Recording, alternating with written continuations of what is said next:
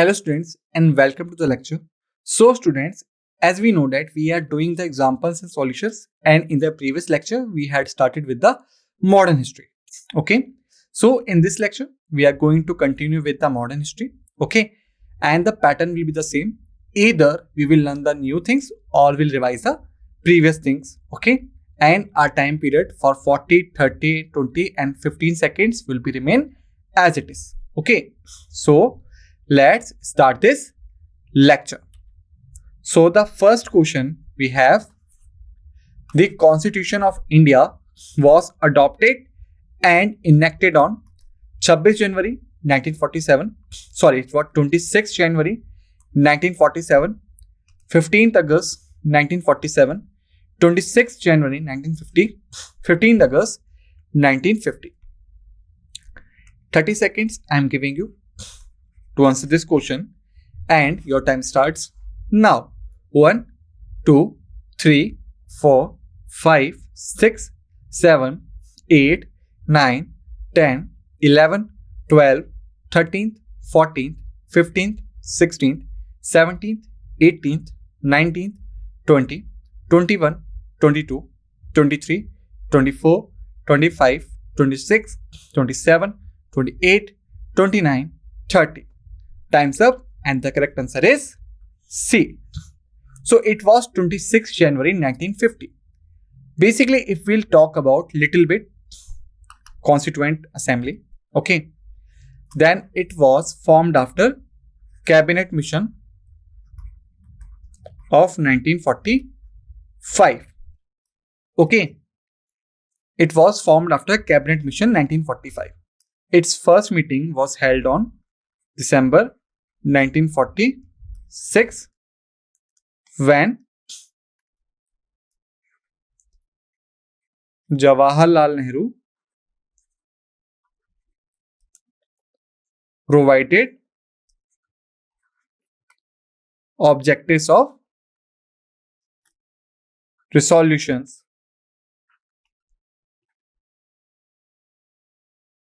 Okay, thereafter on 13th December 1946, objectives and resolutions were adopted. Okay, and basically you can say these objectives and resolutions are basically the foundation for the preamble of Constitution.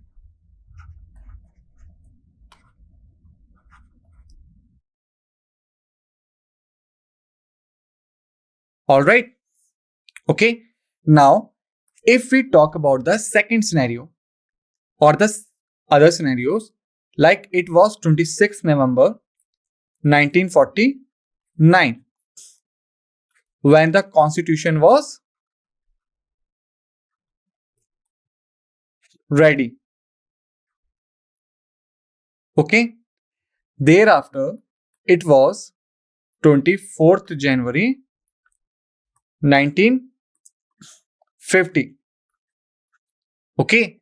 When the Constitution was signed by all the members of the Constituent Assembly. And at later, it was 26 January 1950 when the Constitution was implemented. Now here you can see the timeline. 1st December 1946, first meeting was held in which Jawaharlal Nehru provided the objectives and the resolution. It was the first step. On 13th December 1946, objectives and resolutions were adopted. Okay, and these objectives and resolutions are basically the base for the preamble of the Constitution. Okay, thereafter, the third step was 26 January 1949 when the Constitution was ready. Okay, fourth step was 24th January 1950 when the constitution was signed by all the members of the assembly. And final step was fifth, when on 26 January 1950 the constitution was implemented. Okay, so this is the timeline. Okay, now let's move forward. Second question we have, the first president of India was Rajendra Prasad, Jawaharlal Nehru, Sardar Vallabhbhai Patel, B.R. Ambedkar. 30 seconds I am giving you to answer this question. Your time starts now. 1, 2, 3, 4, 5, 6, 7, 8, 9, 10, 11, 12, 13th, 14th, 15th, 16th, 17th, 18th, 19th, 20, 21, 22, 23, 24, 25, 26, 27, 28, 29, 30. And time's up. And the correct answer is A. Dr. Rajendra Prasad was the first president of India. Okay. And he was basically elected in the 1949 presidential election.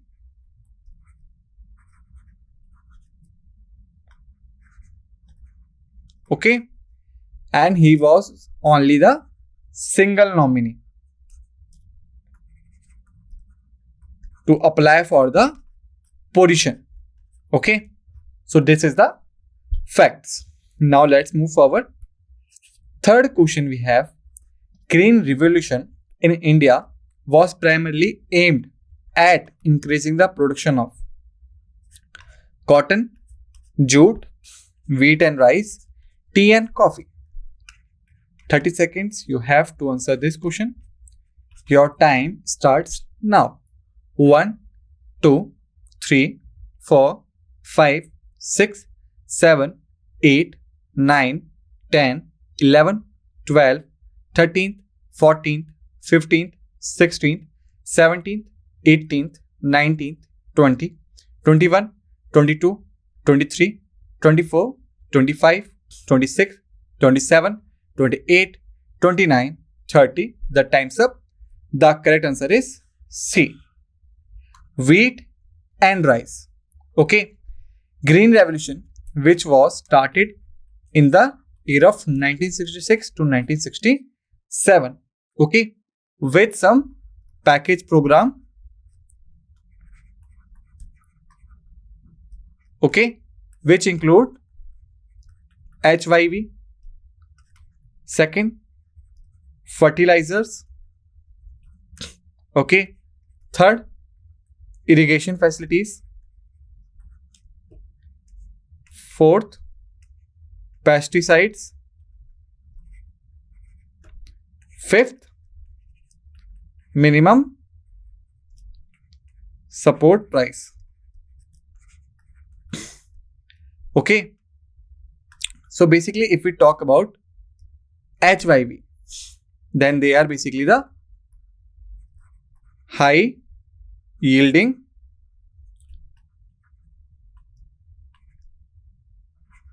variety seeds. Okay. Thereafter, the fertilizers were provided at subsidy rate.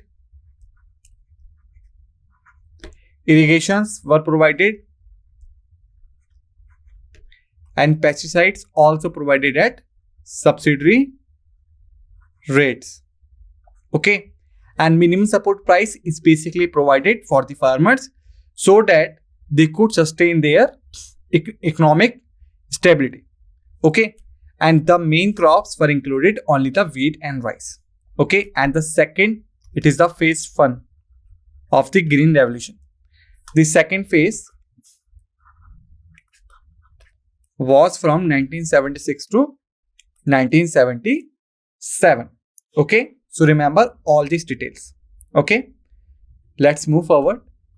10th question we have.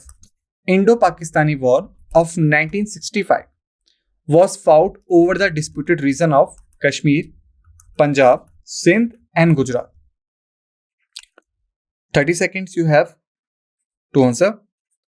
And your time starts now. 1, 2, 3, 4, 5, 6, 7, 8, 9, 10, 11th, 12th, 13th, 14th, 15th, 16th, 17th, 18th, 19th, 20, 21, 22, 23, 24, 25, 26, 27, 28, 29, 30. The time's up. The correct answer is A. Kashmir. Okay. So basically, if we talk about this war, then Operation Gibraltar was launched by the Pakistani forces, in which nearly about 500 terrorists were sent to Kashmir. Okay. And the plan was, if this is the Kashmir region, so when the Pakistani forces will attack the India from the outer areas, these terrorists will attack India from interior parts. Okay, so that's how the Indian forces will get engaged at two fronts, outer and inner. Okay, and their prime target was Akhnur Bridge, which connects India with Kashmir. Okay, their prime target was finishing or destroying the Akhnur Bridge, which connects Kashmir with India. Okay, so remember, Indo-Pakistani War of 1965 was basically for the Kashmir. Okay, and these are the details. And if we talk about all the war of the India-Pakistan, then first war was started in 1948, again for Kashmir region. Second war was started in the 1965, again for the Kashmir region. Okay. Third war was fought in 1971 for Bangladesh liberation.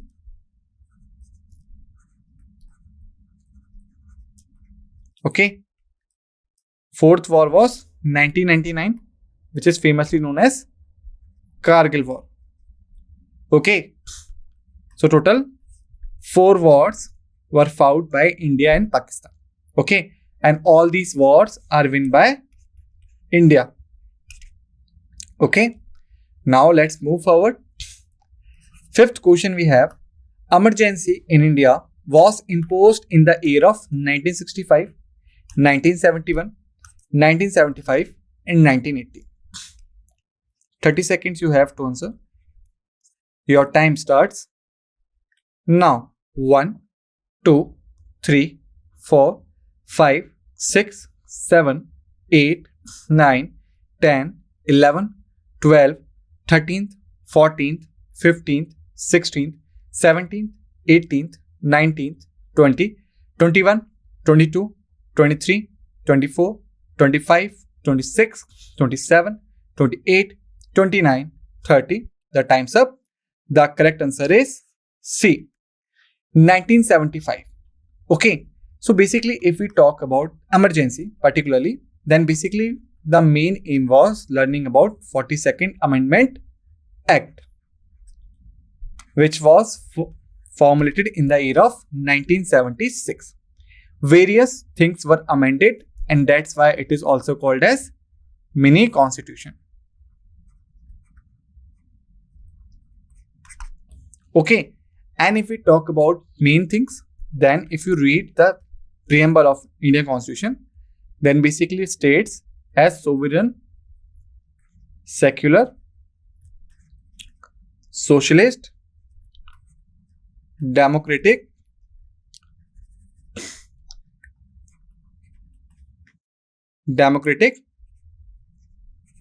republic. Okay, so the words like secular and socialist were added during the 42nd Amendment Act of 1976. Alright. Similarly, the national unity was replaced with the unity and integrity word.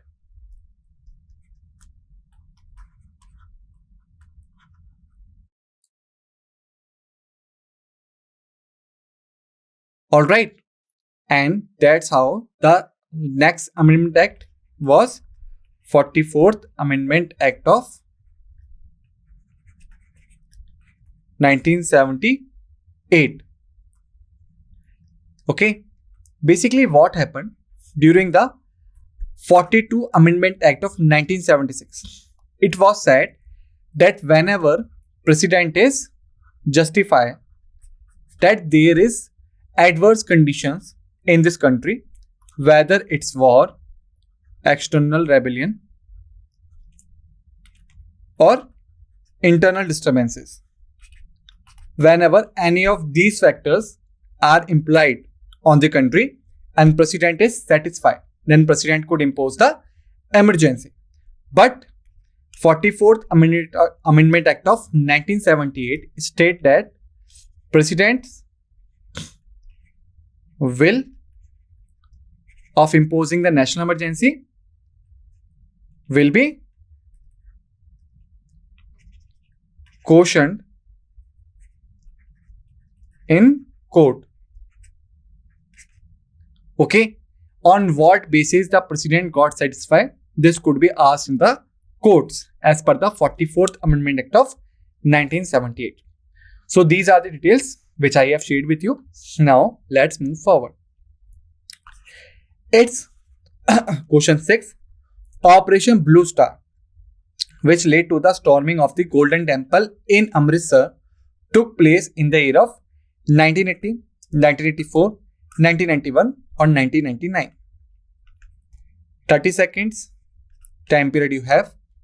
Your time starts now. 1, 2, 3, 4, 5, 6, 7, 8, 9, 10, 11, 12, 13th, 14th, 15th, 16th, 17th, 18th, 19th, 20, 21, 22, 23, 24, 25, 26, 27, 28, 29, 30. The time's up. The correct answer is B. 1984. So basically what happened during this time? In the region of Punjab, Khalistani movement was started.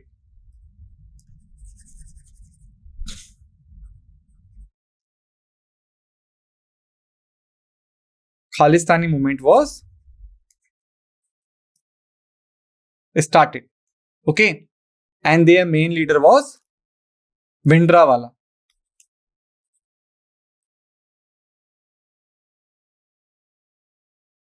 Okay, who took shelter at Golden Temple.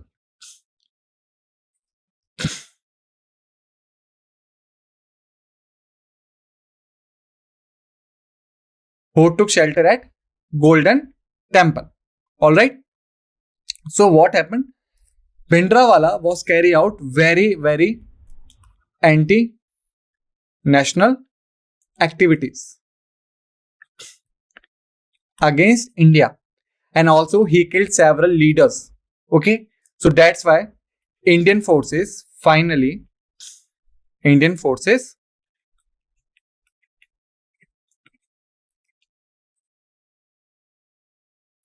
started Operation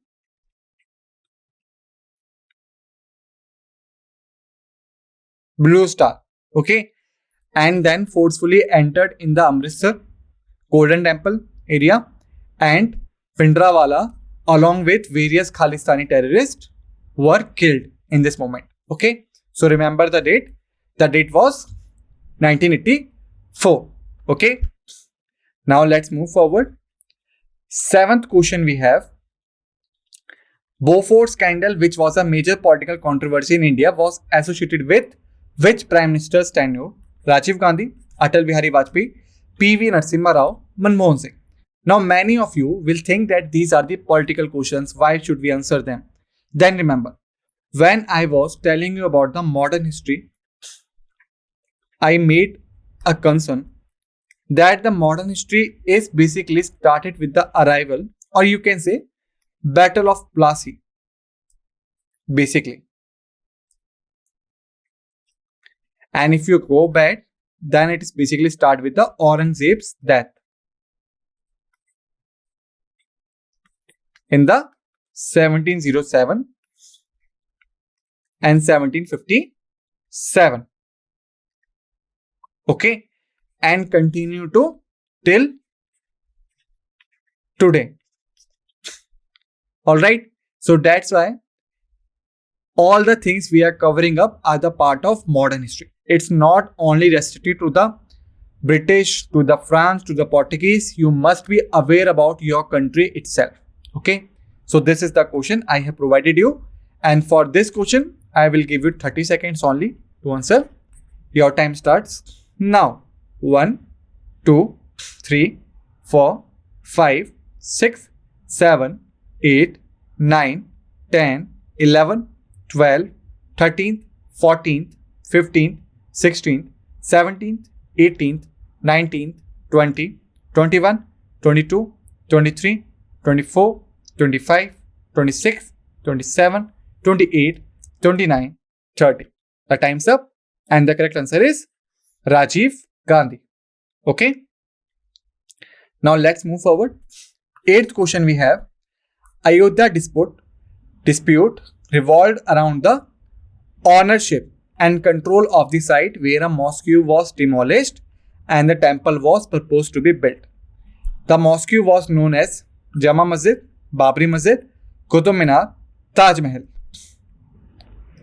30 seconds I am providing you to answer this question. And the reason behind asking this question is that because recently this was also in the news. Okay, so you must be aware about it.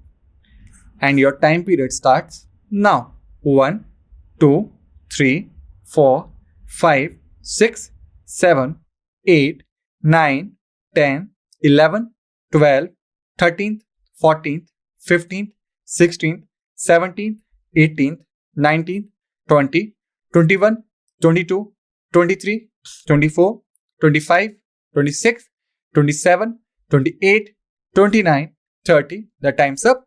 The correct answer is Babri Masjid. Okay, Babri Masjid was the area, and this entire area lies at Ayodhya region of Faizabad.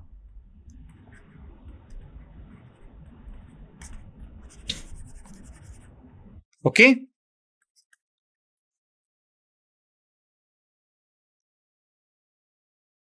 All right.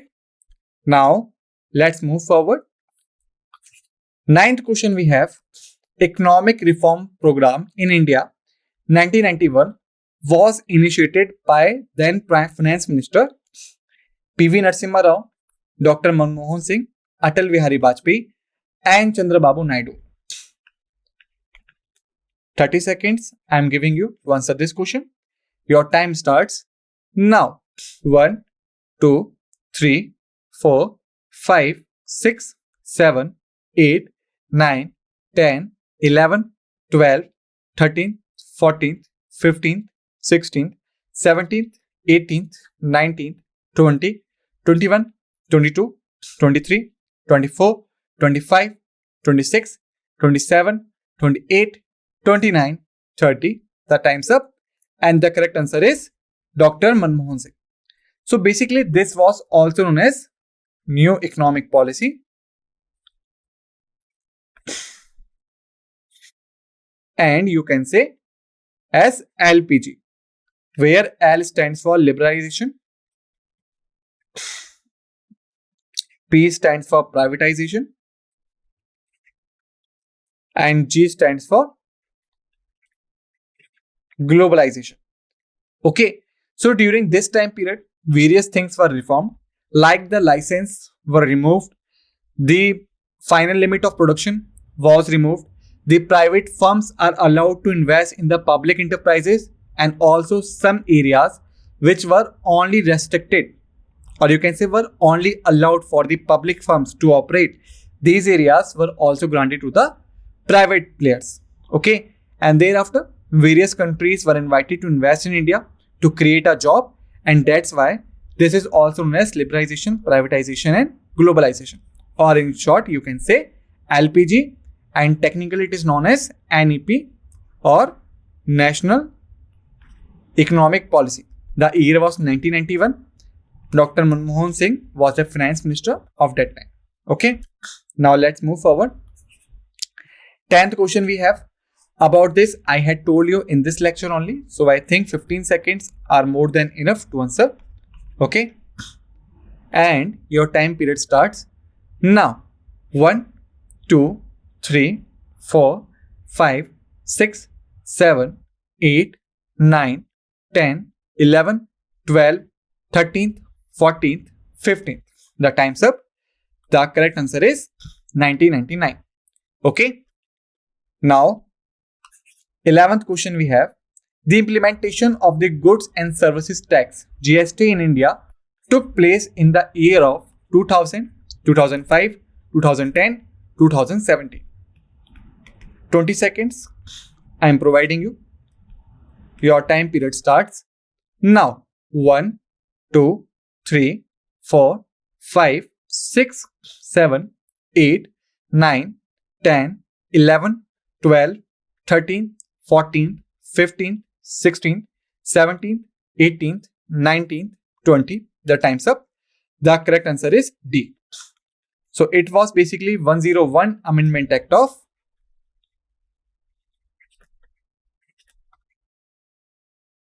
2017. Basically, to understand this phenomena, we must understand the direct or the indirect taxes. The direct taxes are those which are liability and responsibility, or you can say liability and paid by the same person. Okay, these are the direct taxes. The indirect taxes are basically which liability on other person but paid by another person.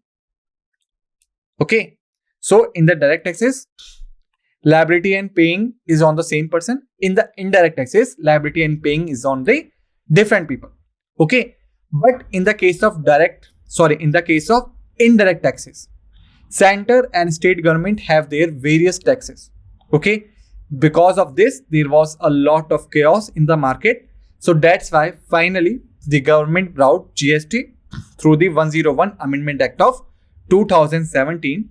And as per the GST Act, all the other indirect taxes are concluded into one single tax. Okay, now let's move forward. 12th question we have. The nuclear deal signed between India and the United States allowed India access to civilian nuclear technology in exchange for trade concession, military cooperation, nuclear disarmament, India's participation in G8 summit. 15 seconds I am giving you to answer this question. Your time starts now. 1, 2, 3, 4, 5, 6, 7, 8, 9, 10, 11, 12, 13th, 14th, 15th, 16th, 17th, 18th, 19th, 20th. Now this was a twist. 5 seconds I am providing you extra. Okay, so I hope now you have given the right answer.